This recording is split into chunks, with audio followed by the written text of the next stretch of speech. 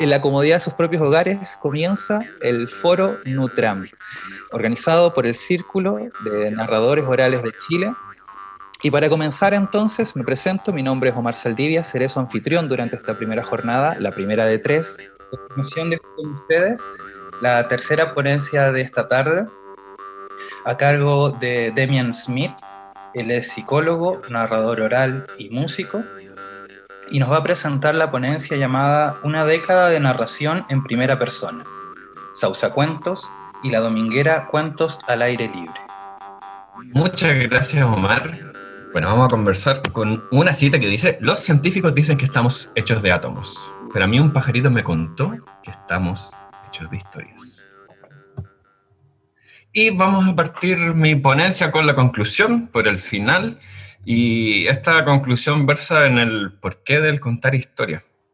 ¿Ya? Y yo pienso que vivimos en una época donde esta revolución de los medios de comunicación hacen como que la información nos esté invadiendo. Estamos siendo bombardeados de estímulos, de hechos, de noticias, de catástrofes, de pandemia, estallidos sociales. Y frente a este bombardeo es como necesario para bajar la ansiedad y el estrés que este mundo nos produce, el ponernos a contar historias. Porque cuando nosotros contamos estas historias nos damos un lugar dentro de este caos. Le otorgamos un sentido y un significado, ¿cierto? Y vamos dando cuenta al mismo tiempo que nuestras acciones, que parecen inconexas y aleatorias, se van tejiendo en el relato de lo que somos hoy. Nos pensamos a través de este relato, y en realidad no somos más que el relato de quiénes somos, porque como decía la frase de Galeano, estamos hechos de historia. Y en la medida en que cambiamos este relato, también nos cambiamos a nosotros.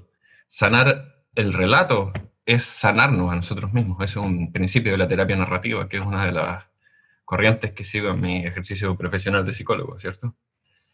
Así que tomando conciencia de cómo construimos nuestros relatos, cómo nos relatamos, también nos estamos haciendo más conscientes y más autónomos frente a lo que sería ser un receptor pasivo del gran relato hegemónico a través de los medios y todo. Y como en palabras de Castoriadis, sería un autor heterónomo, ¿cierto? Contado por un otro.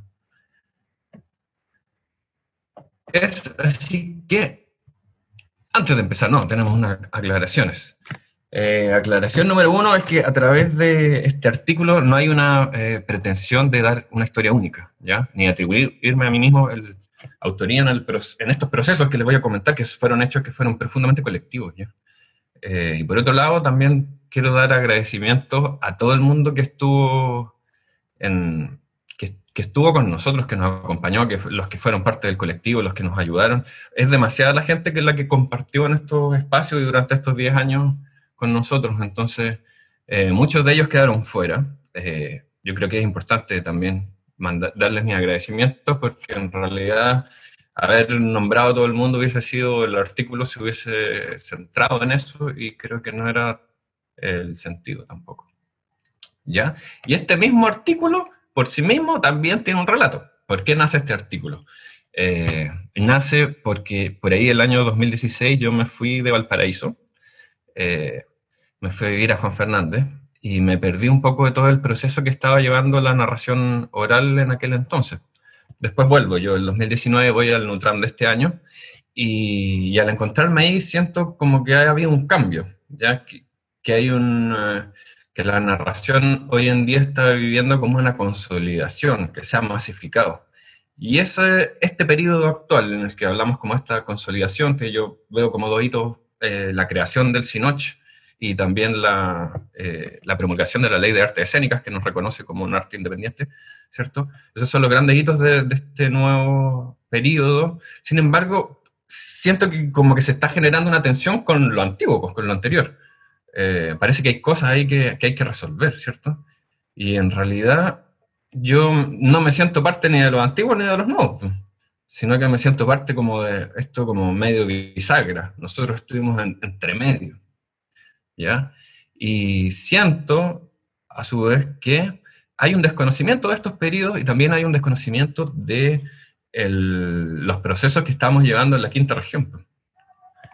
Entonces, eso es como lo que me motiva a mí para escribir este artículo, para también darnos un espacio como en el que hacer del relato de lo que es la narración oral hoy en día, nosotros como narradores de la quinta región, ¿cierto? Y en este periodo puntual. Y tenemos una prehistoria del relato, ya del nacimiento de Sausacuentos, de La Dominguera, que tiene que ver como con ciertos temas personales y con cómo mis recuerdos de infancia, de alguna forma, era siempre estar escuchando a mi familia, a mis tíos, y especialmente a mi tío Humberto, porque él era un narrador natural que siempre nos contaba cosas y a nosotros como niños, éramos 5 primos, siempre nos tenía como expectantes de sus historias y de lo que pasaba. Otro de los recuerdos que tengo es que mi mamá, mi tía, un día dicen que mi tío Humberto había tomado un taller de cuentacuentos y que se iban a juntar todos a escuchar las historias de él. Yo era niño en esa época y estos eran unos espacios de noche, entonces yo nunca tuve acceso al cuentacuentos, pero me quedó como grabada la idea. Después con el tiempo supe que ese taller eran los talleres que hacía el Willy Chilombiano, no sé si lo ubican algunos de ustedes, a mediados de los años 90 en Santiago. ¿Ya? Y otra parte de la prehistoria es un proyecto de mitos, ya que cuando yo el año 2007 llego a la universidad, existía esto donde la gente se juntaba a conversar sobre mitos. Entonces con uno de los organizadores, yo le cuento, oye, ¿sabéis qué? Hay una cuestión de los cuentacuentos, no sé bien en qué consiste, en qué existe, en qué consiste esta cuestión, pero sé que estaría súper bueno que replicáramos la idea, pero desde los cuentos. Y así, al año siguiente, nosotros postulamos unos fondos en la Escuela de Psicología, los ganamos, y generamos este espacio de cuentacuentos, ¿ya? En ese minuto no tenía el nombre, no era Sausacuentos como fue después, sino que simplemente era Cuentacuentos en Sausalito. Sausalito es un territorio en Viña, donde queda la Facultad de Filosofía y Educación, que tiene un nombre de una persona que Isabel Cáceres de Brown, una cosa así, pero todo el mundo lo conoce como Sausalito, ¿ya? Y también nosotros adquirimos el nombre de Sausacuentos por la importancia también de agenciarnos a un territorio, de la identidad territorial que tenía para nosotros el estar en ese espacio. Así es como con estos fondos nosotros compramos pinturas, pintamos el anfiteatro, generamos un espacio de escenario, también compramos unos PVC y armamos como una estructura así como un telón, que de hecho fue el Omar el que por ahí fabricó todo el diseño de esa estructura tan engorrosa, y teníamos un vino de honor que era como el enganche para que fuera la gente. Y en esa primera función donde nace Sausacuentos, una tarde por ahí por septiembre del 2009, invitamos al único narrador que conocíamos, que era mi tío Humberto. Así que ahí estuvo Humberto y el Omar también, que le acompañó en aquel entonces leyendo unas historias. Y así nacía Sausacuentos y echábamos a andar todo lo que empezaba a hacer esto de armar funciones en la universidad, sin saber lo que era el arte de la narración oral. Entonces nosotros empezamos a buscar por todos lados en qué estaban los narradores en Valparaíso en esa época, y no dábamos como que hubieran espacios, ¿cierto? Que no encontramos en realidad dónde están los cuenteros, pues. Y eso también implicó que íbamos conociendo de a poco, conocimos a la Patti, ¿cierto? A Coté, Rivara, a la Sandra Aravena, que nos fueron apoyando y apadrinando de alguna forma a nuestro proyecto Sausacuentos. Y también requirió que nosotros mismos empezáramos de forma súper artesanal a subirnos al escenario y a contar historias. Muchos de nosotros en esa primera época nos subíamos a leer porque no conocíamos. Se invitaron a padres de compañeros nuestros, y al final era como que nosotros como narradores posteriormente y el público como espectador fuimos aprendiendo juntos y de la mano lo que era este arte de la narración oral. Y así fue como Sausacuentos era un espacio de narración universitaria que se da en la Facultad de Filosofía y Educación, donde teníamos narradores, teníamos músicos y un espacio de micrófono abierto. ¿Y por qué? Porque nosotros creíamos que la universidad era un espacio que se estaba viendo un poco ajeno a la sociedad, ¿cierto? Las rejas de la universidad dejaban afuera a todo el resto de la comunidad, a pesar de que siempre estábamos hablando de la sociedad, pero no teníamos ningún espacio dentro de la universidad que invitara a participar el resto de las personas. Y así fue como con el correr de los años nos fuimos consolidando como colectivo de cuanteros. Ya, entonces ya estaba el espacio Sausacuantos y el colectivo Sausacuantos funcionando por otro lado. Y también coincidió con el Valparaíso Un Cuento, ya que fue un encuentro internacional de narradores, con un grupo de narradores también donde estaba Vicky Silva, entre otros narradores.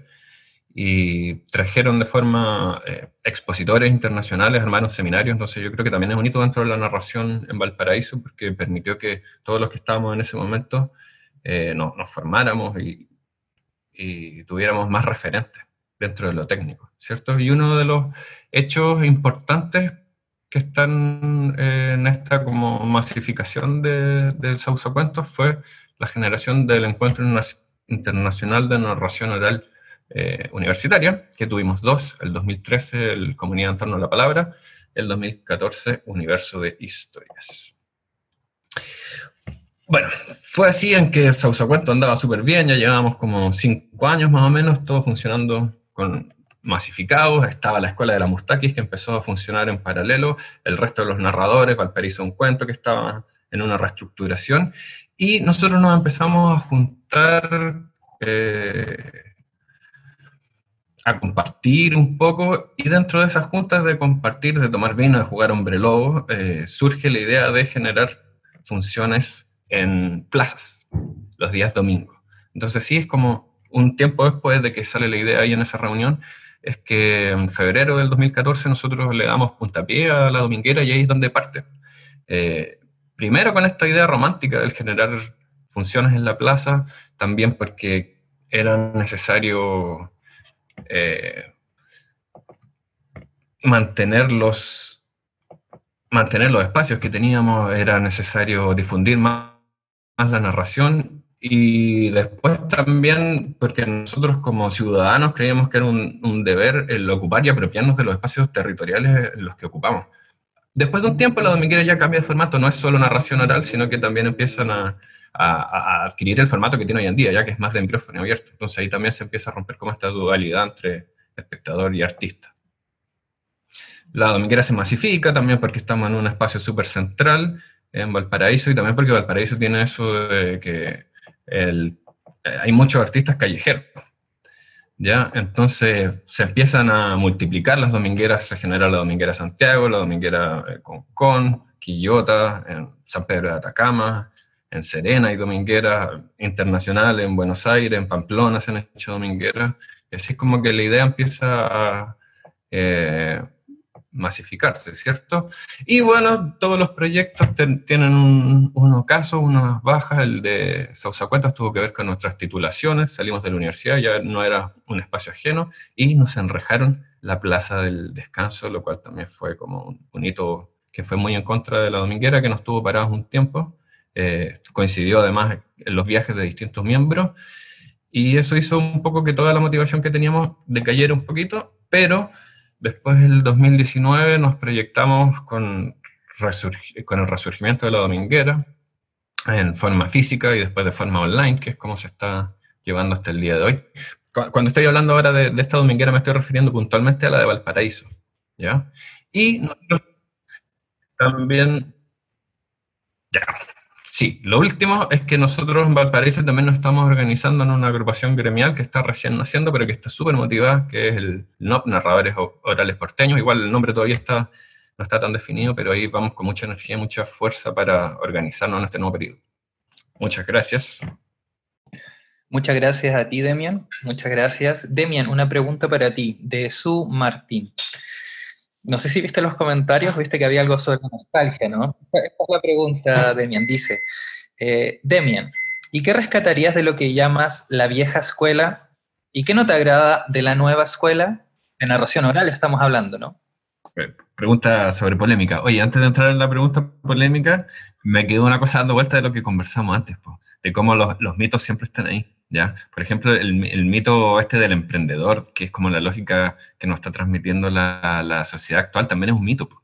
Tenemos que entender quiénes son los autores de los mitos hoy en día, que es como partía yo del sentido para mí de contar historias. Pues el sentido para mí de contar la historia es que ahora somos nosotros los que tenemos la posibilidad de poner nuestros mitos, ¿ya?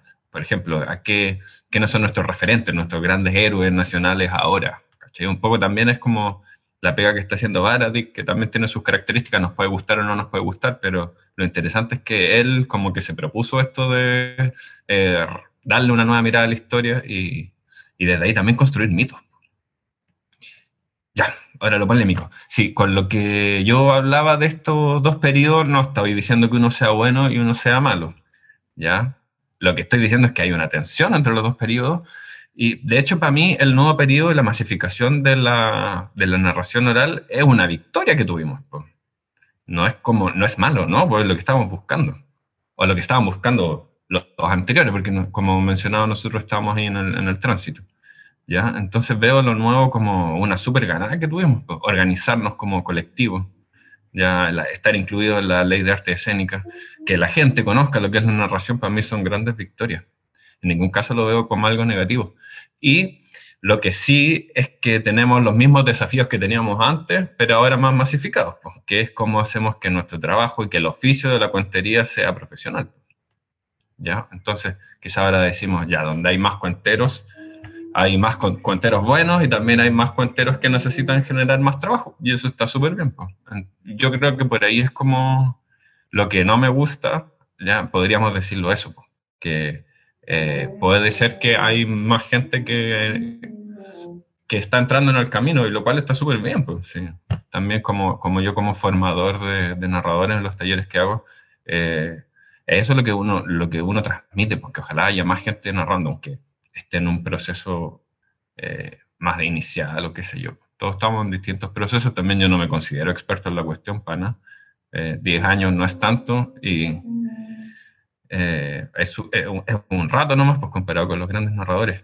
Y también fueron los desafíos que tuvieron ellos cuando partieron, que era cómo hacer que su trabajo sea de calidad, pues, no sea como... De repente puedes...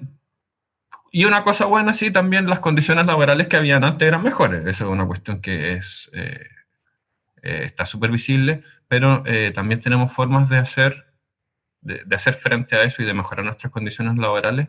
Y aquí pongo ejemplo con lo que terminaba, con las proyecciones. Nosotros ahora en nuestra asociación gremial, una de las últimas discusiones que tuvimos en la reunión del martes era cuáles van a ser nuestros tarifarios, ¿cachai? Pero para que sean referencia, tampoco es obligación, porque obviamente entendemos que todos somos autónomos dentro de esto. Pero pasa eso, pues que como se masifica y hay mucha gente cobra harto, cobra poco, todo es variopinto. ¿Y cuál es la respuesta a eso? Organizarse, pues, porque también la flexibilización laboral, el sistema te lo está metiendo siempre y para todos lados, no solo a nosotros los narradores, sino que siempre el sistema va a intentar pagarte menos de lo que eh, deberías cobrar. Eso es un hecho. Yo creo que eso responde. Hay otra cosa que quería decir como esto de lo nostálgico. Sí, igual es un poco nostálgico hablar de la historia, pues. No sé, ver a Lomar, a Gonzalo, que son como mis compañeros de batallas que teníamos, no sé, pues las reuniones, nos peleábamos, nos abrazamos, nos amamos y nos odiábamos todas las semanas. Entonces, eran relaciones súper potentes que fue como muy... ocupó mi vida durante hartos años. O sea, ese era como casi el centro de la vida, además de estar estudiando, pero yo creo que el estar estudiando para nosotros siempre fue como una segunda parte de lo que hacíamos, de lo que más hacíamos apasionadamente. Y ahora estamos en otro periodo, entonces evidentemente trae como ese dejo de nostalgia. Pero seguimos trabajando y haciendo cosas interesantes. ¿Cierto, Mar? Así es. Demian, muchas gracias por tu respuesta. Sí, yo quería, bueno, sumarme a los agradecimientos a la organización, al CINOCH. Bacán que hayan tomado la iniciativa de organizarnos como cuenteros. Yo creo que es súper importante. También darle las gracias a todo el mundo que nos acompañó en los procesos que yo relaté. ¿ya? La solidaridad que había desde los cuenteros, desde el apañe, de los compañeros de universidad. Yo creo que a nosotros siempre nos movió el amor y con eso llegamos súper lejos. Y pudimos armar encuentros internacionales y todo, y cuestiones así como que parecen súper alejados de lo que puede hacer uno, que es un pelagato que estudiando en una universidad nomás. Así que a punta de compañerismo y todo, sacamos cuestiones bacanes adelante. Hubo mucha gente que nos formó, cuenteros grosos. Así que abrazos para todos ellos. Y también para la organización de hoy en día, fue bacán poder escuchar las distintas experiencias, pues son como, yo lo veo como distintas etapas de lo mismo. Ya ver el cuento eh, como el sentido de la historia y de los mitos, pues. La recopilación de los mitos, yo creo que en cierta medida nosotros también estamos creando estos nuevos mitos. Y parte de lo que yo escribo también es como, va en esa línea, pues. Es como, la dominguera en sí misma también tiene un mito de cómo nació, pues. Y hay como anécdotas, relatos por ahí pequeños, pero que igual construyen como un constructo simbólico de lo que le hace dar sentido a lo que es hoy en día. Entonces, como decía la Cucha por ahí en un Valparaíso, un cuento, Cucha del Águila, el 2011, nuestra tarea como nosotros de narradores de ciudades citadinos no es tanto recopilar historias de campo, sino que también es generar nuestros propios mitos, nuestro corpus. Y para responder un poco la pequeña polémica que había ahí con el hecho de Valedict, yo sin conocer en detalle su trabajo, porque no lo conozco, estuve leyendo los principios de los libros porque me sirvieron para hacer talleres. Lo que sí digo es que él entiende, como entendemos nosotros, a través, y lo pude comprobar en las ponencias de hoy día, es que no ve los relatos como una cosa como ingenua, ¿ya? Él sabe que debajo de eso hay intereses. Y entonces lo que plantea él es revisar a nuestros héroes y qué intereses hay debajo de ellos, como también construir nuevos héroes, un nuevo corpus mítico. Ya podemos no estar a favor de los intereses que los mueven a él. Lo importante es que él también nos quita como esta visión ingenua de la narración, pues la narración es un hecho profundamente político. Ahí está todo, ¿ya? Está como la construcción del futuro, revisar el pasado, lo que somos hoy en día. Entonces, narrar, evidentemente, es un hecho profundamente político y eso es lo que yo rescato de él.